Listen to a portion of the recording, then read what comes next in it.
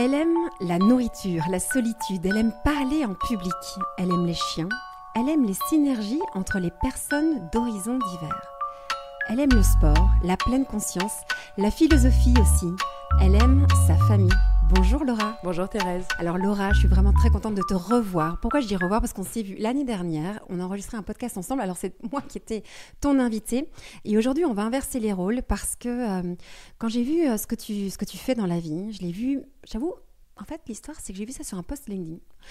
Tu as écrit un livre qui est un manifeste contre le féminisme radical et pour un féminisme éclairé. Et en voyant ce livre, je me suis dit, cette fille-là, il faut que je la rencontre. On a des choses à se partager. Laura, quand je vois ce que tu fais au travers des réseaux sociaux, où tu es assez présente, tu dégages quelque chose de très apaisé. On a l'impression que tu cherches l'apaisement entre les sexes, l'apaisement dans la vie des femmes. En tout cas, moi, c'est ce que je ressens et puis en parlant avec toi. Et donc, j'avais envie un petit peu de mieux comprendre ton engagement et peut-être pour le présenter aussi à celles et ceux qui nous écoutent. Comment est-ce que tu dirais ce que tu fais dans la vie, en fait, ta mission de vie? Comment tu présentes ton travail? Parce que tu fais beaucoup de choses, donc c'est pas évident de moi-même le présenter. Merci Thérèse. Alors, c'est vrai que c'est jamais évident quand on fait beaucoup de choses, ce qui est mon cas, de définir en une phrase sa mission. Mais cela étant, j'ai un peu triché parce que j'avais fait cet exercice que certaines et certains connaissent peut-être, qui est celui de l'ikigai, il y a plusieurs années, qui te permet, tu sais, c'est la conjonction de 4 cercles qui sont ce que tu aimes, ce pourquoi tu es doué, ce pourquoi tu peux être rémunéré et ce dont le monde a besoin. Et le dénominateur commun de ça, c'est l'ikigai, et en japonais, ça veut dire la mission de vie. Moi, ça se synthétisait, c'est toujours un peu réducteur, mais par prendre la parole. Alors on peut rajouter plein de choses derrière pour convaincre, pour éclairer les consciences, pour partager des convictions et ainsi de suite. Mais je crois que le dénominateur commun, c'est vraiment celui-là, ma mission de vie si je puis dire. Et d'ailleurs, c'est ce qui m'a fait quitter le salariat pour l'entrepreneuriat, en me disant, je ne sais pas l'entreprise que je vais monter, mais je sais que je veux prendre la parole. Il me restait à trouver à qui et pour dire quoi. Et finalement, tu mentionnais mon livre, les podcasts ou LinkedIn. Même si LinkedIn, c'est de l'écrit, le livre, évidemment, c'est aussi de l'écrit, le podcast, c'est de la prise de parole. Ce sont des manières, en tous les cas, de parler, d'exprimer des convictions. Et on en parlera peut-être, mais voilà, je pense que c'est ça ma mission de vie. Qu'est-ce que tu as envie de dire au monde ? Qu'est-ce que tu as envie de partager ? Alors c'est intéressant parce que j'ai rencontré une femme il y a 15 jours qui m'a posé la question suivante. Enfin, elle ne me la posait pas directement, mais c'était dans une réflexion. Et elle me disait, la question que je pose aux gens, c'est « Que revendiques-tu » Et c'est intéressant parce que tu vois, je trouve que par les rencontres, notamment entre femmes, c'est vraiment ce qui nous fait grandir, ce qui nous fait nous questionner nous-mêmes. Et finalement, j'ai eu, 1 minute 30 de flottement où je me suis dit, mais Laura, toi, qu'est-ce que tu revendiques ? Tu dis plein de choses, mais qu'est-ce que tu revendiques ? Parce que le mot revendiquer, c'est fort. Et en fait, je m'en suis remis finalement à le nom de mon entreprise qui est Legend Daily, où je fais des conférences, et le podcast Legend Ladies. Mais en fait, Legend Daily, j'ai appelé mon entreprise comme ça parce que c'est la contraction de légende et quotidien. Et pour moi, j'ai envie de dire que chacune et chacun peut créer sa légende personnelle au quotidien. Ça, je l'ai puisé chez Paulo Coelho, l'alchimiste, où il parle de légende personnelle. C'est un peu mystérieux, ésotérique, mais moi, ça m'a beaucoup parlé. Et pour moi, ça veut dire plein de choses, mais voilà, j'ai envie en tous les cas de dire aux gens que quel que soit leur point de départ, quelle que soit leur cassure, leur chemin, leurs origines modestes ou même très aisées, parce qu'il y a des gens qui se mettent aussi des plafonds en se disant « je ne suis pas légitime parce que je n'ai pas vécu des choses difficiles ». Donc c'est un plafond comme un autre. Je pense que chacune et chacun peut créer sa légende personnelle, c'est-à-dire assumer son ambition, apprendre à se connaître, apprendre à trouver son endroit, sa place. Tu vois, tu parlais d'apaisement, alors ça me touche que, en tous les cas, ça te diffuse ça quand tu vois mes posts, par exemple.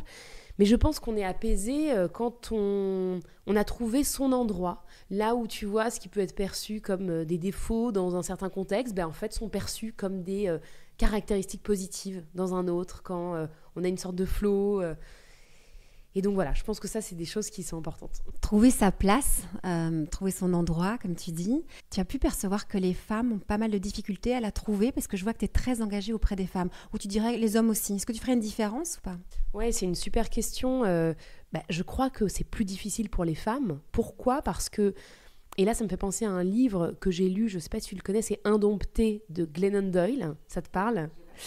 Et en fait, dans ce livre, elle explique que c'est un peu comme un oignon qu'on épluche, mais les femmes remplissent plein de rôles sociaux et sociétaux, et finalement, ça invite à se questionner sur qui sommes-nous en tant qu'individu quand on n'est plus la maman de quelqu'un, la femme de quelqu'un, la fille de quelqu'un, les aidantes quand les parents vieillissent, c'est très souvent les femmes, pour les parents et les beaux-parents d'ailleurs, la salariée de telle entreprise dévouée, qui travaille bien, etc., ou de telle association, peu importe.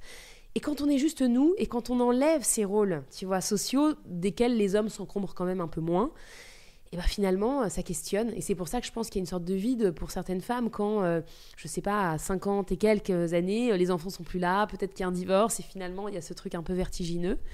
Je l'ai entendu sur mon podcast, mais pas que. Et donc, trouver sa place, ça consiste aussi à se connaître.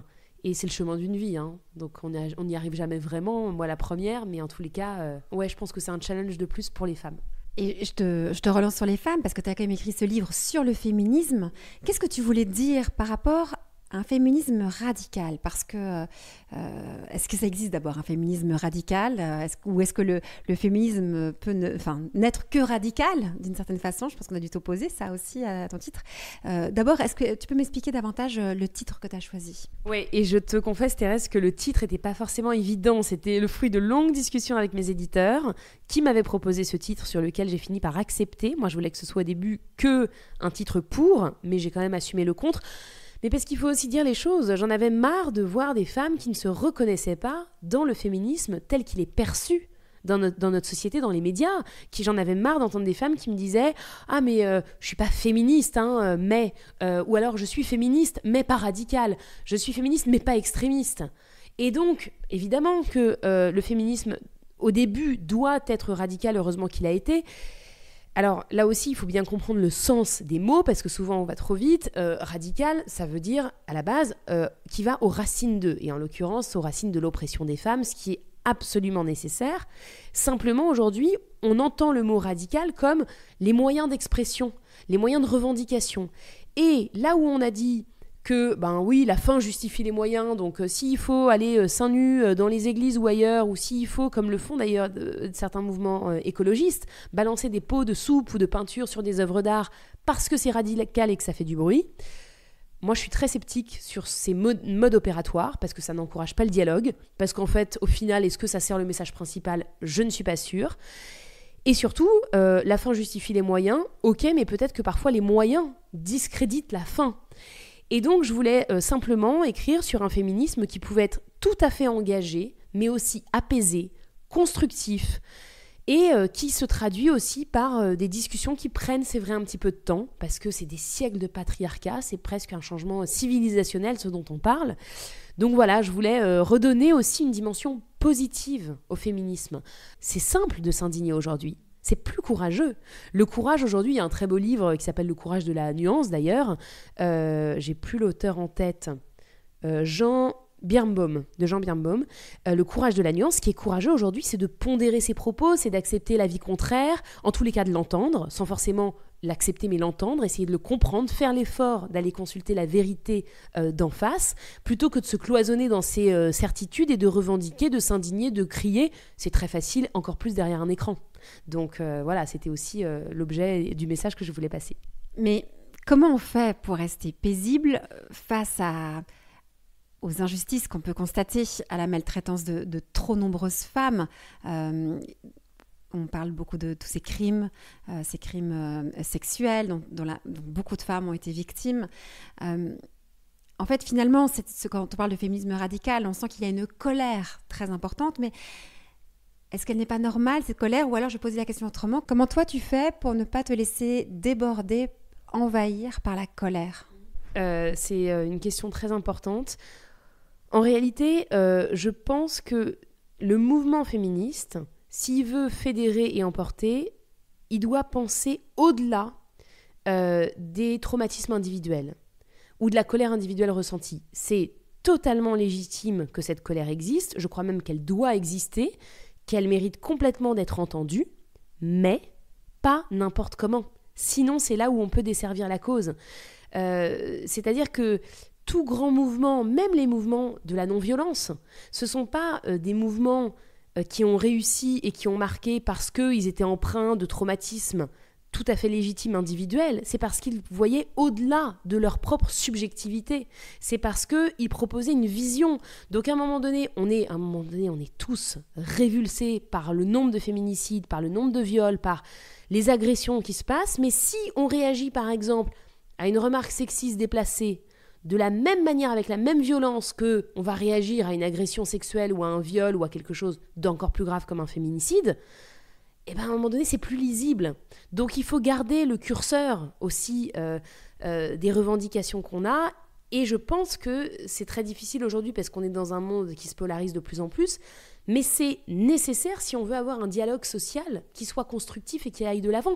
Parce qu'on sait très bien, on peut se rassembler entre nous, entre féministes, et toutes dire qu'on est contre les violences. Super. Mais les personnes qu'on doit convaincre, c'est les personnes qui ne se rendent pas compte de ce qui se passe ou au contraire les personnes qui produisent ces violences-là. Et si on n'engrange pas à un moment donné un dialogue, comme l'a fait par ailleurs ce principe, tu sais, de justice restaurative, c'est ça, hein, la justice restaurative, on n'avancera pas.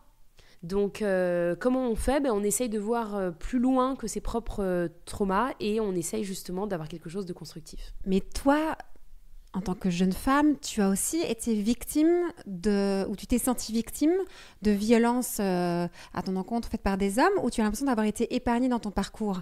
Je me pose la question, je vais être totalement transparente avec toi. Il y a un ami qui m'a dit ça l'autre jour, il m'a dit en fait, Thérèse, je pense que il y a un malentendu entre toi et la plupart des féministes parce que tu n'as pas vécu les mêmes traumatismes qu'elles ont vécu et c'est comme si tu n'arrives pas à les rejoindre. Il m'a challengée un peu là-dessus parce que c'est vrai, moi je n'ai pas été violée. C'est vrai, j'étais assez respectée et je suis plutôt, pour être totalement honnête, dans une position de domination avec les hommes. J'ai toujours eu le choix de mes amoureux, le choix de partir dans des séparations. Donc j'ai plutôt cette position-là avec les hommes. C'est comme si je ne comprenais pas ce que c'est aussi d'être victime d'un pouvoir masculin. Et je le dis en toute transparence parce que je pense que c'est important aussi à un moment d'avoir cette clé de lecture pour comprendre aussi ma position par rapport aux enjeux de société. Et chez toi, je me pose la question, tu n'es pas obligée de rentrer dans une trop grosse intimité, mais tu vois, j'ai l'impression parfois qu'il peut y avoir une différence en fonction de notre vécu. Qu'est-ce que tu en penses quand je te dis ça ? Oui, déjà, j'apprécie ta transparence parce que je pense que c'est bien de challenger justement ses propres convictions comme tu le fais. Et en plus, c'est une question qui est très importante parce que c'est celle de féministes et d'ailleurs d'autres personnes qui ont vécu des choses compliquées et qui effectivement n'expérimentent pas ce féminisme de la même manière et c'est bien normal. Je pense qu'il y a deux choses l'une. Moi non plus, j'ai pas vécu de choses graves type, chacun voit midi à sa porte bien sûr, mais de viol ou autre. Mais cela étant, est-ce que j'ai été épargnée ? Oui et non. Oui, parce que comme toi, j'ai pas vécu de drame, ce que je considère comme un drame. Non, parce que d'un point de vue professionnel d'une part et d'un point de vue personnel de l'autre, je te cite deux événements qui sont tout sauf des anecdotes.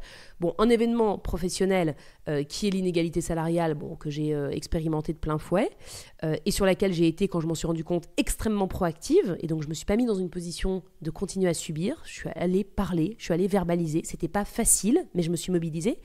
Et deuxièmement, après, chacun décide la manière dont il va interpréter et narrer son histoire personnelle. Tu sais, il y a cette phrase qui dit « Je choisis pas tout ce qui m'arrive » et « Oh mon Dieu, combien on ne choisit jamais d'être violé », très clairement.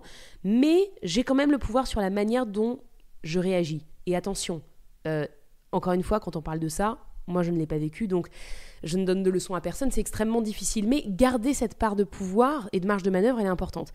Et moi, si je refais mon histoire personnelle, comme toi, j'ai aujourd'hui une position plutôt, on va dire, dominatrice, directive, assez assumée, et j'assume mon ambition et autres envers les hommes. Mais de mes 18 à mes 24 ans, pendant ma première relation qui a quand même duré plus de 5 ans, j'ai été sous emprise. J'ai été sous l'emprise d'un homme qui était un peu plus âgé que moi, qui était d'une culture différente de la mienne, d'Amérique latine, avec qui j'ai vécu vraiment mes premiers sentiments amoureux. Donc hyper vulnérable, j'avais 17-18 ans, et en fait qui m'a fait une violence psychologique considérable, où j'en venais à avoir peur de sortir si j'avais du vernis à ongles. On parle de ça. On parle de ça, et dans ma construction de jeune fille à l'époque qui ne connaissait rien aux relations amoureuses, ni psychologiquement, ni physiquement, c'était une forme de traumatisme, c'est-à-dire que je ne sortais pas avec mes copines, je ne m'habillais pas de telle ou telle manière au fur et à mesure parce que j'étais sous emprise de quelqu'un d'extrêmement possessif et jaloux. Et je pense qu'aujourd'hui, ma manière aussi de m'assumer auprès des hommes et de revendiquer ma liberté est quelque part en réaction par rapport à ça. Donc, j'aurais pu aussi me raconter une histoire en disant, voilà, que j'ai eu cette violence psychologique, mais je ne l'ai jamais racontée, c'est la première fois que j'en parle, parce que je l'ai transformée pour en faire quelque chose. Donc, voilà, réponse longue pour te dire, est-ce que j'ai été épargnée ? Oui et non. Il y a toujours des degrés pires, des degrés moindres, mais après, on a toujours la marge de manœuvre, et heureusement. J'aime énormément ce que tu partages parce qu'évidemment on peut toutes revoir notre histoire avec ce que tu viens de nous dire, c'est-à-dire qu'on peut, on a le pouvoir sur la façon dont on va raconter cette histoire et comment est-ce qu'on va la vivre et comment est-ce qu'on va réagir. J'avais envie d'aborder avec toi un sujet qui est extrêmement touchy, mais je pense qu'avec toi je peux. C'est que je vais être aussi totalement transparente avec toi et avec toutes celles et ceux qui nous écoutent. Les personnes qui ont été les plus dures avec moi dans la vie, c'est pas les hommes, ce sont les femmes. Moi, j'ai vécu énormément de violence de la part de femmes. Et peut-être que ce serait aussi important d'en parler parce qu'on parle des femmes, voilà, des violences qui sont faites des hommes vis-à-vis des femmes. On parle de ce mot de sororité. Moi, je ne connais pas ce mot sororité. Ce sont les femmes qui sont les plus agressives envers moi. Quand je vais sur un plateau télé ou quoi, ce sont les femmes qui sont dures avec moi. Quand je vais, même dans ma carrière, dans ma vie professionnelle, ce sont les femmes qui ont été dures avec moi. Ce sont des femmes qui m'ont virée des universités parce que j'osais aborder des sujets qui touchaient à la sexualité, à la femme, etc. Donc, ce ne sont pas spécialement les hommes. Et c'est sensible ce que je dis là, parce qu'on ne veut pas aborder ce sujet, mais ça existe aussi. Et pourquoi est-ce que j'avais envie d'en parler avec toi, Laura ? Parce que j'ai eu l'occasion de participer à une des activités que tu organises, où tu rassembles différentes femmes d'horizons très divers. Tu nous permets d'échanger ensemble, de partager aussi un beau moment, tu vas nous en dire plus. Et j'ai l'impression que tu as aussi à cœur de fédérer les femmes, de rassembler les femmes. Et j'étais assez touchée par ton initiative parce que en parlant avec ces autres femmes que tu avais rassemblées lors d'un événement dans une belle maison, c'était chez Dior, c'était très chic, très beau, et on adore le beau, le chic, donc c'était parfait. Mais on a parlé avec d'autres femmes, on disait, parfois on se sent très seule et on voit qu'il y a une concurrence entre femmes qui existe. Tu vois de quoi je parle ? Est-ce que tu pourrais nous en dire plus par rapport aussi à toi, comment tu vis les choses, cette concurrence entre femmes, et est-ce que toi tu proposes pour aussi trouver une forme d'apaisement aussi ? Oui, tu soulèves un point hyper important et c'est bien qu'on ait une conversation à bâton rompu pour dire les choses. Moi, j'ai entendu ça sur mon podcast Legend Ladies, souvent hors micro. Mais les femmes me disaient, mais moi les bâtons dans les roues que j'ai eus, la plupart du temps ça venait d'autres femmes, et donc il faut pas en faire une généralité parce que je pense qu'il y a quand même des élans de sororité qui existent, mais clairement c'est pas encore une majorité. L'initiative dont tu parles, que j'ai lancée avec The Circle, qui est un club justement dédié aux femmes qui ont 10 ans d'expérience professionnelle pour qu'elles puissent se rencontrer, mais aussi progresser, apprendre et créer leur réseau, fait partie des initiatives où j'essaye de générer cette sororité. Bien sûr que tu en as été victime, et moi aussi, de ces obstacles mis par d'autres femmes, tout simplement parce que les personnes qui font ce que tu as décrit sont des personnes qui se sentent menacées par ta présence, par le fait que tu puisses assumer certains propos, assumer ton parcours, assumer ton physique. Ça me fait penser à une autre femme, Anne Niva, tu sais, reporter de guerre, journaliste que j'ai reçue sur le podcast il y a longtemps, qui s'assume pleinement, qui dit les choses, qui un jour porte une tenue masculine et l'autre jour une robe avec des talons et des fleurs, qui pour autant revendique sa féminité. Ça dérange. Déjà, ça dérange parce qu'en tant que femme, on n'est pas habitué à voir ça dans l'espace public. Une femme qui s'assume et qui est bien dans ses baskets, c'est rare, et qui ne s'excuse pas d'être ce qu'elle est. Et deuxièmement, encore plus, ça dérange les autres femmes quand elles ne se sont pas trouvées. Et on en revient au sujet de la place, tu vois. Moi j'ai réfléchi à cette question et je crois que c'est vraiment ça. À un moment donné, quand tu as trouvé ta place, tu n'es plus dans une logique de comparaison et tu ne te trouves plus menacée. Ça n'empêche pas d'avoir de l'admiration, peut-être même de l'envie chez certaines qualités intellectuelles, d'aisance relationnelle, physique qu'ont d'autres femmes, mais c'est pas de la jalousie. C'est autre chose. Et ça, moi, j'y crois beaucoup. Donc, en fait, comme toi, j'ai connu, des bâtons dans les roues dans l'environnement plus corporate, tu vois, d'entreprise. Mais en fait, j'ai l'impression que, tu sais, je trace ma route un peu avec des œillères. C'est-à-dire que je m'encombre pas. Déjà, pas beaucoup du regard des autres. Et ça, c'est une vraie liberté. Ça vient souvent avec l'âge. Moi, honnêtement, j'ai l'impression de l'avoir acquis assez tôt Ça ne veut pas dire que je suis insubmersible, hein. Évidemment que des critiques peuvent m'affecter. Mais je me dis, attends, je suis dans mon chemin, il ressemble à aucun autre, c'est ma voix, et je suis à la place de personne. Tu fais ta vie, quoi, tu vois. Et donc, je crois que les femmes qui raisonnent comme ça, quand j'ai vu pas de jalousie, c'est parce que c'est des femmes qui ont aussi trouvé leur singularité, qui ont trouvé leur place. Et donc, la logique de compétition, elle est bien moindre. Donc, je crois que l'apaisement, il est sur cette voie-là. Tu vois ce que je veux dire ? Ouais, je vois très bien. Et c'est en cela qu'on peut vraiment contribuer à changer ce monde en accompagnant les jeunes femmes à trouver leur place. Et plus elles se sentent bien, comme tu dis, dans leur basket, elles sont bien là où elles veulent être. Elles vont plus dans cette logique de comparaison, de jalousie qui vraiment abîme les rapports entre femmes. Et tu dis aussi une autre chose très importante, d'arrêter de s'excuser d'être celle qu'on est, avec la beauté qu'on a, avec le charisme qu'on a et la lumière qu'on a. Et ça, c'est vrai que ça peut parfois prendre pas mal d'années parce que à la fois les hommes, on vient d'en parler au début, peuvent vouloir contrôler les femmes ayant peur de la place qu'elles peuvent prendre, mais les autres femmes peuvent être aussi dérangées. Et quand on a la double peine à la fois les hommes et les femmes, ça peut être compliqué. Et tu vois, ce qui me frappe beaucoup dans les projets que tu proposes, en tout cas quand on suit tout ce que tu entreprends là sur les réseaux sociaux, c'est que tu es très sensible aussi à l'esthétisme, être dans des beaux endroits, tu es une très belle femme, tu fais attention à ce que les choses soient belles et aussi à une forme de féminité que tu veux aussi célébrer. Et là aussi, c'est assez déconcertant aujourd'hui dans le féminisme qui est le nôtre. Est-ce que c'est assumé de ta part ? Pourquoi est-ce que tu fais ça ? Oui, j'aime bien que tu le perçoives comme ça parce qu'effectivement, alors pour le coup, je l'ai pas fait à dessein dans le sens où tu vois, je me suis pas dit tiens, je vais mettre ça dans les événements et je vais les faire à cet endroit, mais au fond, je l'ai fait intuitivement parce que j'adore le sujet des contradictions. Tu vois, pour être pleinement soi. Et d'ailleurs, j'avais fait un événement il y a longtemps, pour le coup, qui s'appelait Femmes Plurielles. Parce que je trouve ça génial de pouvoir avoir ses propres contradictions. C'est ce qui fait la richesse d'une personne.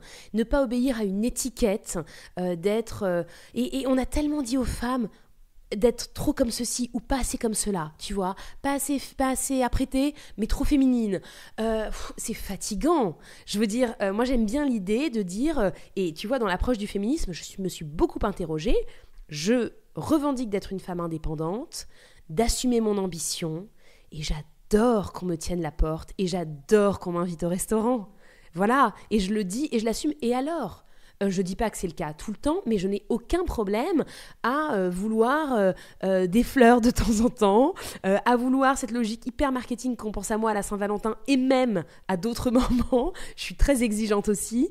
Enfin, tu vois, je veux dire, je parle d'exigence. Je suis très exigeante envers mes proches notamment, et je suis aussi très simple et naturelle. Tu vois ce que je veux dire ? Et j'ai plein de défauts. Je suis très autoritaire, je suis très directive, je suis très impatiente. Et j'ai aussi plein de qualités. Mais ça fait de moi une femme complète, un individu, tu vois, pas lisse. Et donc, j'ai oublié ta question initiale, mais voilà. Pourquoi le rapport effectivement à l'esthétisme, au beau, à la féminité ?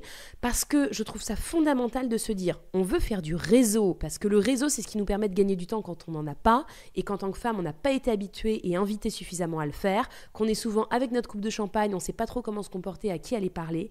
Et tu as pu vivre l'expérience, Thérèse, mais quand on est dans un bel endroit qui fait du bien aux yeux, au sens, qu'on est bien entouré, qu'on est bien reçu, qu'on fait attention à nous qui passons aussi nos vies à faire attention souvent aux autres, et bien déjà, on est plus perméable à recevoir ce qu'on va nous infuser. Donc ça va être des conversations qu'on va avoir, ça va être une conférence qu'on va suivre, et les échanges, forcément, les synergies, elles se creusent, elles se créent, parce que tout le monde est posé, et il y a une forme de...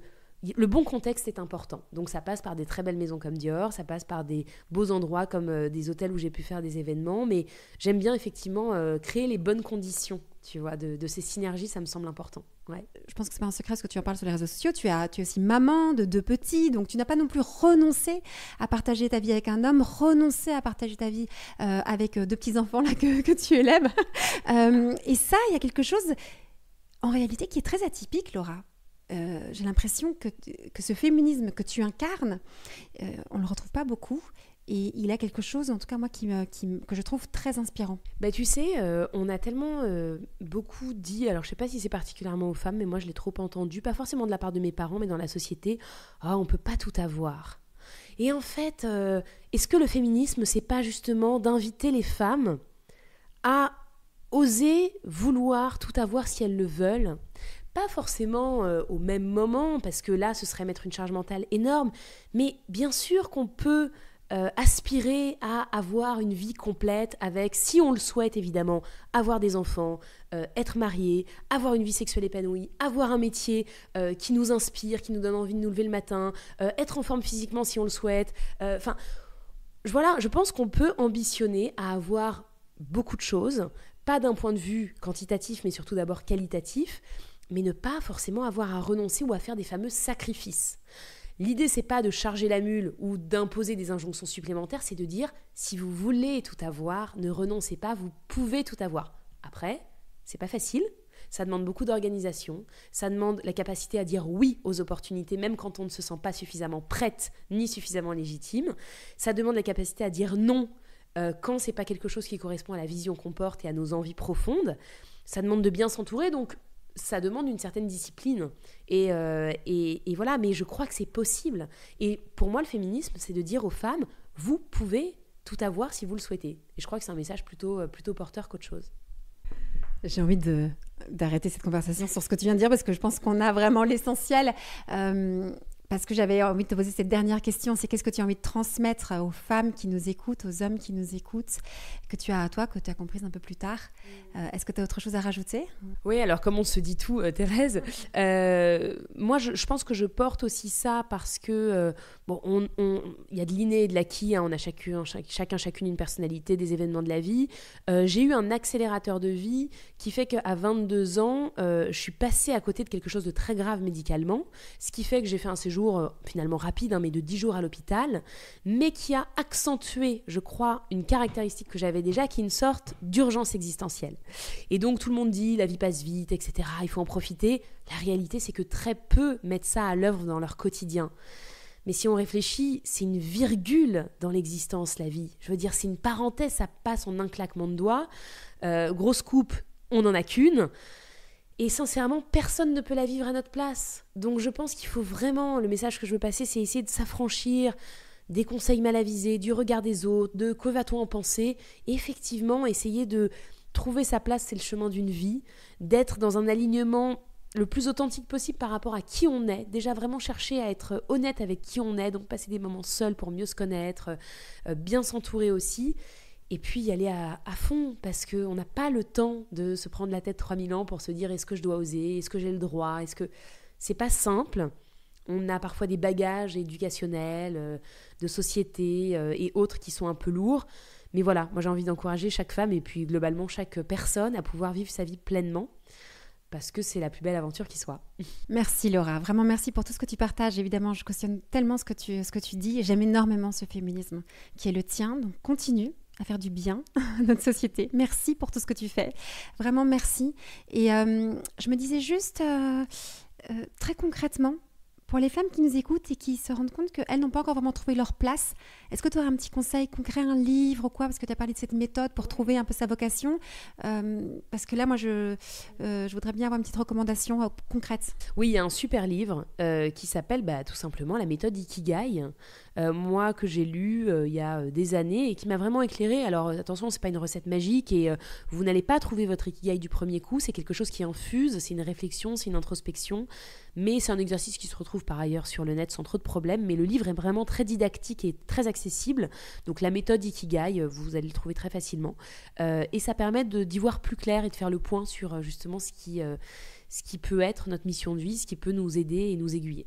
Merci Laura, je suis ravie, c'est bien. On part avec un petit devoir à faire, d'aller lire ce livre. Merci pour ce que tu fais. On va suivre toutes tes aventures parce que tu as beaucoup de projets, tu as beaucoup de choses à partager au monde.